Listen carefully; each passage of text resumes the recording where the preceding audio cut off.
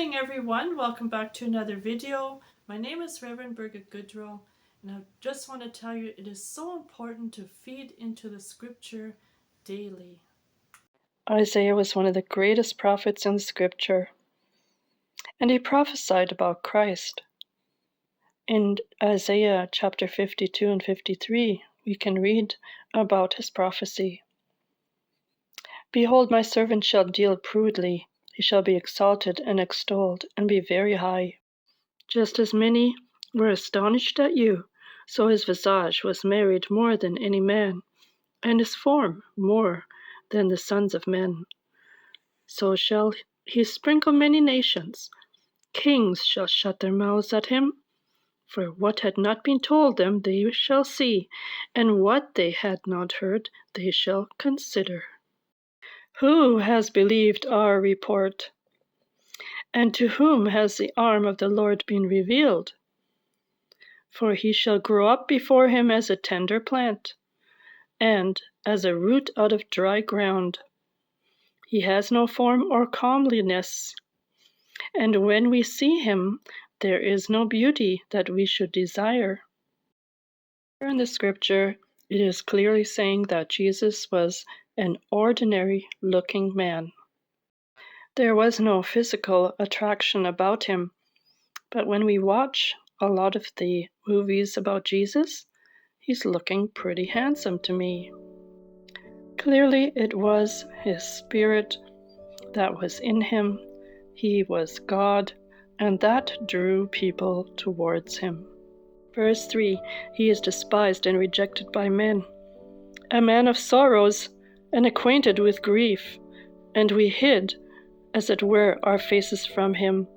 He was despised, and we did not esteem him.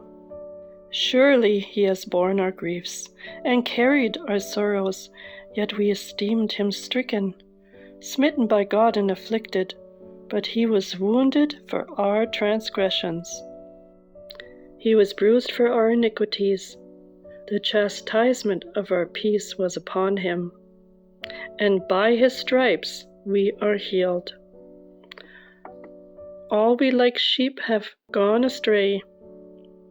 We have turned everyone to his own way, and the Lord has laid on him the iniquity of us all. He was oppressed, and he was afflicted, yet he opened not his mouth. He was led as a lamb to the slaughter, and as sheep before its shearers is silent. So he opened not his mouth. He was taken from prison and from judgment. And who will declare his generation? For he was cut off from the land of the living. For the transgressions of my people he was stricken. And they made his grave with the wicked, but with the rich at his death, because he had done no violence, nor was any deceit in his mouth. As we read here, he was crucified with the wicked, and a rich man gave him the tomb to be buried in. Yet it pleased the Lord to bruise him. He has put him to grief. When you make his soul an offering for sin, he shall see his seed, he shall prolong his days, and the pleasure of the Lord shall prosper in his hand. He shall see the labor of his soul and be satisfied. By his knowledge, my righteous servant shall justify many, for he shall bear their iniquities. Therefore I will divide him a portion with the great, and he shall divide the spoil with the strong, because he poured out his soul unto death, and he was numbered with the transgressors, and he bore the sin of many, and made intercession for the transgressors.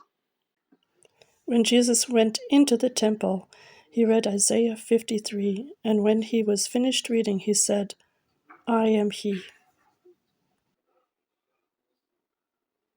I want to thank you all for watching. I appreciate everyone that subscribes to this channel, and God bless you all. Until tomorrow.